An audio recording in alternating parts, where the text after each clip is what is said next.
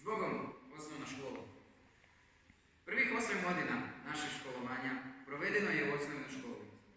Osnovnoj, koju smo svi toliko voljeli i u isto vrijeme mrzeli. Osnovnoj kao temeljnoj za daljnje školovanje, jer bez nje ne možemo dalje. Ali kraj se bliži. Kraj mog osnovnoškolskog doba.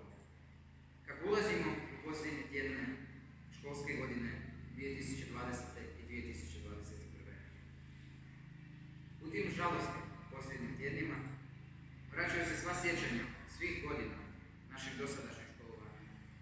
Svih sretnih, svih tužnih, svih radnih i dnevnih dana koje smo imali zajedno kao razred, kao škola. Koje smo imali od kako smo prvi put uzeli torbu, našu torbu, urešenu superherojima, autima ili cvjetićima. Torbu punu knjiga sastavljenih od čistog znanja, punu bilježnica koje su se družile s našom velikom pernicom, u kojoj je svaka bojica imala svoje mjesto. Od kako smo učili čitati i pisati, sve do vremena kada čitamo i pišemo kako bi učili, sve svađe i prepirke unutar i izvan razreda, i sva prijateljstva unutar i izvan razreda. U osnovnoj smo imali razne predmete.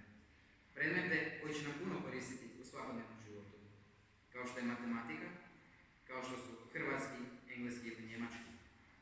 Također, tu su uz nas na kraju napornog dana bili predmeti koji su nam bili draži od drugih. Bili su nam draži jer ih nismo morali učiti.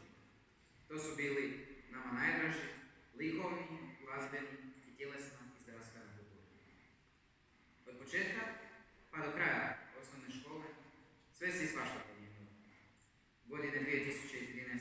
kada je poznat i koničan i legendarni razred krenuo u školu, Harambe je još uvijek bio živ, pametni telefoni nisu imali pristup internetu i korona je još uvijek bila samo tim. A sada, godine 2021. veliki smo i odrasli, pametniji i mudriji, snalažljivi po pitanju odgađanja testova i odgovaranja. Osnovna škola bila je period dobrih ocjena, dobivenih na lijepe okice i velikog mobbing klasa. Sada to sve završava. I mi nećemo dopustiti da se to izgubi u beskrajnoj tišini zaborava. Ovo će vrijeme ostati započelo. Ovo će vrijeme zauvijek biti osvježavano slikama, videozapisima i pričama iz djetinjstva, koji u našem slučaju ima napredje. Kažu da škola nije zatvor, a mi, niti krivi niti dužni, dobili 8 godina. Sada, kada smo to služili i kada je došao kraj našeg boravka u osnovnoj školi Kneževi Vinogradi, samo nam sudbina i čvrst korak u budućnosti